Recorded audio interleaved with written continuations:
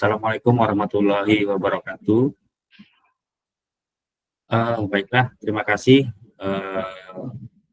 Pak Joko, dosen mata kuliah Ekonomi Mikro. Perkenalkan, nama saya Firman Effendi dari manajemen MG 103 yang akan menyampaikan tugas ekonomi mikro untuk yang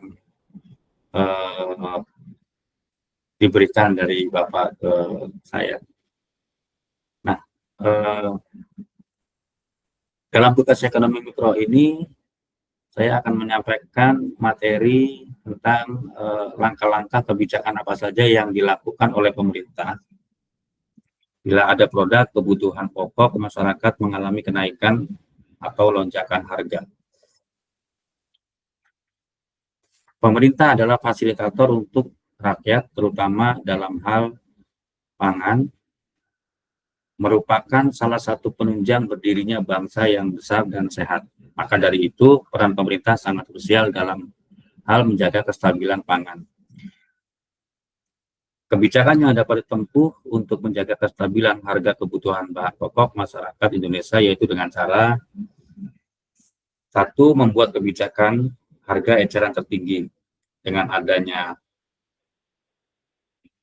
HIT, penjual diwajibkan untuk menjual dengan harga tertinggi yang sudah ditentukan oleh pemerintah dan tidak boleh menjual melebihi batas dari nilai itu.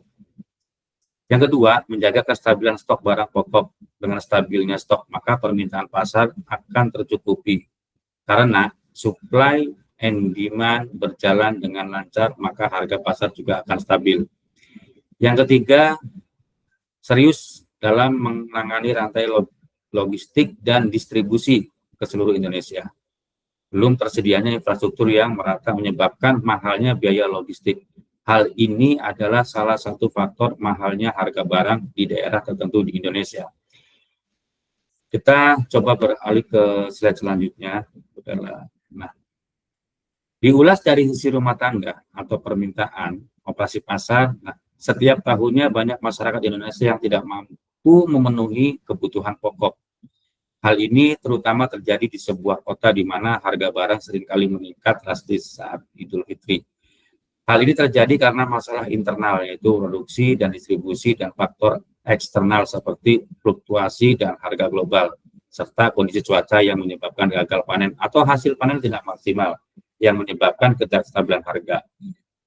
Maka dari itu, untuk menjaga kestabilan harga, maka dari itu untuk mensupport kebutuhan masyarakat dan menstabilkan harga, seringkali pemerintah daerah maupun pemerintah pusat melakukan operasi pasar untuk menjaga kestabilan harga bahan pokok.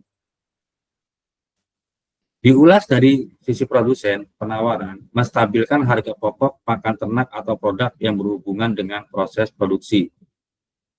Membantu untuk melindungi dari tengkulak yang tidak bertanggung jawab, memberikan bantuan berupa edukasi dan modernisasi yang berhubungan dengan proses produksi harga bahan pokok.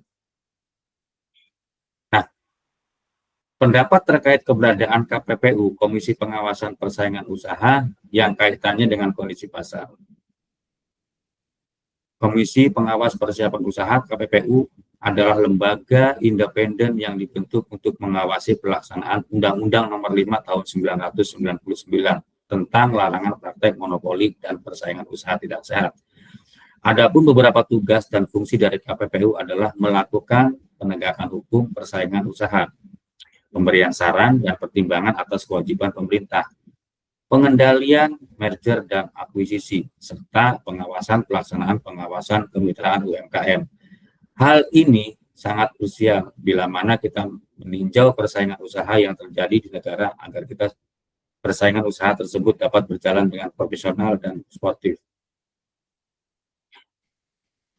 Jika pendapat terkait keberadaan YLKI, Yayasan Lembaga Konsumen Indonesia, kaitannya dengan kondisi pasar, nah, di dalam pasal 44 angka 3 Undang-Undang PK Tugas Lembaga Perlindungan Konsumen Swadaya Masyarakat adalah poin A, menyebarkan informasi dalam rangka meningkatkan kesadaran atas hak dan kewajiban serta hati-hatian konsumen dalam mengkonsumsi barang atau jasa, memberikan nasihat kepada konsumen yang memerlukan, bekerja sama dengan instansi terkait dalam upaya mewujudkan perlindungan konsumen, membantu konsumen dalam memperjuangkan haknya, termasuk menerima keluhan atau pengaduan konsumen, melakukan pengawasan bersama pemerintah dan masyarakat terhadap pelaksanaan perlindungan konsumen.